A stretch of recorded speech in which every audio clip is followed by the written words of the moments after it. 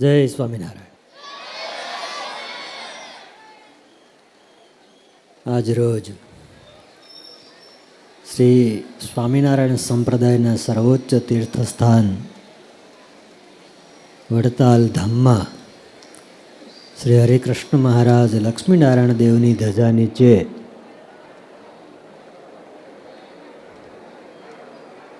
ભગવાન શ્રી કૃષ્ણ નારાયણના પ્રાગટ્યની આ સભામાં કદાચ ભાગવતજીમાં વર્ણન છે એવું જ વાતાવરણ છે. નિર્મલોડુ ગણોદયમ નદ્યા પ્રસન્ન સલિલાહ. આજનું વાતાવરણ જો વરસાદ પણ છે અને ભગવાનનો સાદ પણ છે, માખણ પણ છે, મિશ્રી પણ છે, મીઠાઈ પણ છે. પણ આજે ખાસ કરીને ભગવાનના સાનિધ્યમાં જેમણે ભાગવતજીના માધ્યમે બાલકૃષ્ણના પ્રાગટ્યની કથા કરી છે એવા શાસ્ત્રી સ્વામી હરિકૃષ્ણદાસજી સ્વામી, પૂજ્ય શ્રીવલ્લભ સ્વામી, પૂજ્ય સૂર્યપ્રકાશ સ્વામી, સત્યપ્રકાશ સ્વામી વગેરે સૌ સંતો આપણી સભામાં પરમ પૂજ્ય ધર્મ ધુરંધર 1008 આચાર્ય મહારાજ શ્રી રાકેશ પ્રસાદજી મહારાજના આશીર્વાદ લઈ પૂજ્યપાદ લાલજી મહારાજ શ્રી પધાર્યા છે. ભલે પધાર્યા. આપણે વાત કરતા હતા ભગવાનના પ્રાગટ્યની આ દિવ્ય સભા. તમને સૌને જાણીને આશ્ચર્ય થશે. આજના દિવસે આફ્રિકા ખંડમાં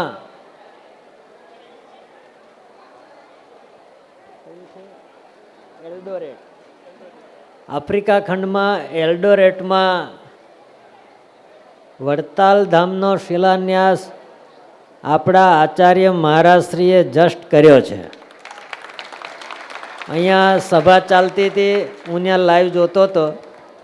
15મી ઓગસ્ટ અને જન્માષ્ટમીના સમન્વય સાથે આફ્રિકા ખંડની અંદર ગયા વીકેન્ડમાં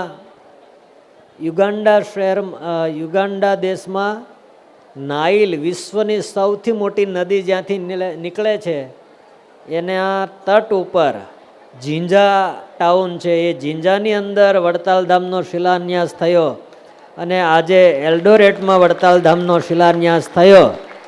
આપણા આચાર્ય મહારાજશ્રી છે, આપણા વડતાલ મંદિરના મુખ્ય કોઠારી દેવપ્રકાશ સ્વામી છે અને ઘર સભાના માધ્યમે સત્સંગમાં સર્વત્ર ભગવાનની વડતાલ સંસ્થાનની વાત પહોંચાડતા પૂજ્ય નિત્ય સ્વરૂપ સ્વામી છે. અને 1 મહિનાની અંદર 2 મંદિરોના શિલાન્યાસ આફ્રિકામાં થઈ રહ્યા છે. સ્વામિનારાયણ સંપ્રદાય અને દક્ષિણ દેશ એટલે કે વડતાલ ગાદી માટે આ ગૌરવની ક્ષણ એટલા માટે આપણે કહીશું કે ભગવાન બધાને બધું આપે છે એવું કહેવાય અને બધાને બધું નહીં આપતા એવું કહેવાય. ઘણા લોકો એવું કહે છે કે જે કોઈ સફળ થાય એની પાછળ એના પત્નીનો હાથ હોય છે, તો નિષ્ફળ જાય એની પાછળ પણ એવું મારે ના કહેવાય ને, તમારે ડખો થાય. પણ આપણે અત્યારે ગૌરવ સાથે કહીશું કે આપણા આચાર્ય મહારાજ, આપણા સંતો અને આપણા હરિભક્તો એ એક મના થઈ લક્ષ્મીનારાયણ દેવમાં વિશ્વાસ રાખી સ્વામિનારાયણ ભગવાને શિક્ષાપત્રી વચનામૃતમાં જે કહ્યું છે એ પ્રમાણે નિષ્કામ ભાવે ભજન, ભક્તિ, કથા, વાર્તા, પરિશ્રમ કરે છે તો જેવો આપણને સંકલ્પ ન હોય એવો વિકાસ ભગવાન આપણી દ્રષ્ટિ સમક્ષ લાવી રહ્યા છે. આજનો આ પરિસર જોઈએ છીએ, ખરેખર આપણે સૌ નસીબદાર તો છીએ જ કે ભારતમાં જન્મ મળ્યો, પણ જન્માષ્ટમીનો સમયો વડતાલ ભગવાન સ્વામિનારાયણની પ્રિય ભૂમિમાં કરવા મળ્યો ને એટલે આપણે નસીબદાર છીએ. કારણ કે દરેક જગ્યાનો સ્પેશિયલ ખાણું હોય, બરાબર.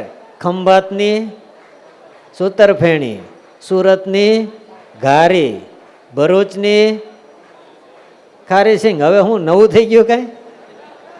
એટલે આમ સ્પેશિયલ કાંઈક હોય એમ. ગુજરાતમાં નરસિંહ મહેતાને યાદ કરો એટલે કડતાલ યાદ આવે, ગાંધીજીને યાદ કરો એટલે હડતાલ યાદ આવે, અને સ્વામિનારાયણ ભગવાનને યાદ કરે ને એટલે વડતાલ યાદ આવે. આ વડતાલ સ્વામિનારાયણ ભગવાનનો પર્યાય છે, વડતાલ સ્વામિનારાયણ સંપ્રદાયનો પર્યાય છે. એવું વડતાલ ત્યાં બેસી આપણે આ જન્માષ્ટમીના ઉત્સવનો લાભ લઈ રહ્યા છીએ. આજના દિવસે આપણે સૌ માત્ર એટલી પ્રાર્થના કરીશું કે આપણા ભગવાન સ્વામિનારાયણે શિક્ષાપત્રી લખી અને 200 વર્ષ પૂર્ણ થઈ રહ્યા છે, અને એનો ઉત્સવ 30 ઓક્ટોબરથી 5 નવેમ્બર સુધી આવી રહ્યો છે. અને એ જ સમયમાં સાથે ભગવાન સ્વામિનારાયણે ધર્મકુળમાંથી મોટા ભાઈ અને નાના ભાઈ બંને ભાઈઓના પુત્રોને શ્રી લક્ષ્મીનારાયણ દેવ પીઠસ્થાન અને શ્રી નરનારાયણ દેવ પીઠસ્થાન ગાદી પદ આપ્યું, આચાર્ય પદ આપ્યું. એના પણ 200 વર્ષ પૂર્ણ થઈ રહ્યા છે. આજના દિવસે મહારાજને, આજના દિવસે ભગવાન કૃષ્ણનારાયણને એટલી પ્રાર્થના કરીએ કે અમારો ઉત્સવ આવી રહ્યો છે એ ખૂબ ધામધૂમથી થાય, અને જેવો ઉત્સાહ આપણને લક્ષ્મીનારાયણ દેવ દ્વિશતાબ્દી મહોત્સવમાં હતો એવો જ ઉત્સાહ, એવો જ આનંદ આપણે એ 200 વર્ષના ઉત્સવમાં પણ કરવાનો છે. અત્યારે નિયમિત સદગુરુ શતાનંદ સ્વામી કૃત અર્થદીપિકા, આચાર્ય રઘુવીરજી મહારાજ કૃત ભાષ્ય અને વિહારીલાલજી મહારાજ કૃત ટીકા સાથે કુંડળધામથી પૂજ્યપાદ સદગુરુ જ્ઞાન જીવનદાસજી સ્વામી શિક્ષાપત્રી ભાષ્યની કથાનું શ્રવણ કરાવે છે. એ જ શિક્ષાપત્રી ભાષ્યની કથા એ સમયામાં પણ થશે, અને આચાર્યોદય નામનો ગ્રંથ વિહારીલાલજી મહારાજનો લખેલો છે.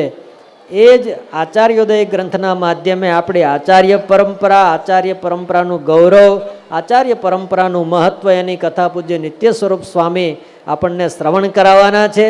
તો એ સમયા માટે અત્યારે જેમ જન્માષ્ટમીમાં તમે આવો, વરસાદ પડે તોય બધા આનંદથી બેઠા છો, એમ સમયાની તૈયારી એવી કરજો કે એ ઉત્સવમાં પણ આપણે જેટલો લેવાય એટલો વધારે ને વધારે લાભ લઈ લેવાનો છે.